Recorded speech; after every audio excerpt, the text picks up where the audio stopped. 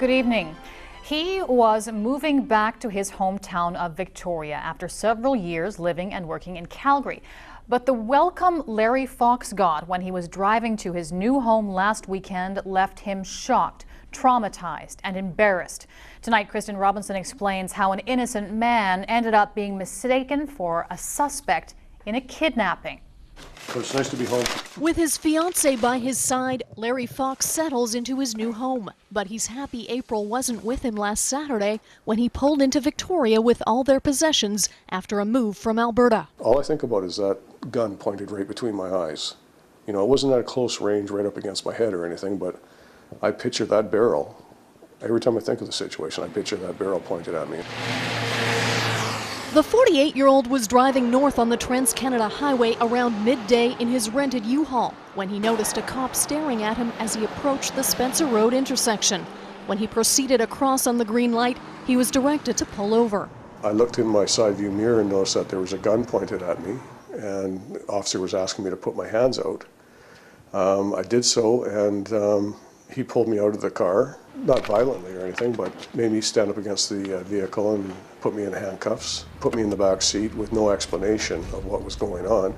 After 3 or 4 minutes in the back of the cruiser, Fox overheard police dispatch say it was a prank. Officers let him out while they searched the U-Haul, which was full of boxes. With their guns drawn and everything, it was quite a serious issue, and told me that they were looking for some kidnap suspects, and I fit the description of 4 men. They didn't let everybody know that they're doing a prank that almost looked like a movie scene, which looked like it was a real act. Minutes earlier, a stag party staged a fake kidnapping outside a nearby pub, informing some businesses of the prank. His fiancée came out of the sushi place, and the one guy got up to grab him, then 3 guys jumped out of the van with hoodies on, pulled out, they zap-strapped him on the legs and put a sack over his head. They did the full, like, kidnapping thing I guess you'd see in the movies, and some resident overreacted and called the police. Fox was caught in the middle as his U-Haul matched the suspect vehicle. It was very embarrassing. They gave me the explanation that, you know, they were dealing with a serious issue that they thought was going down, but no apology at all.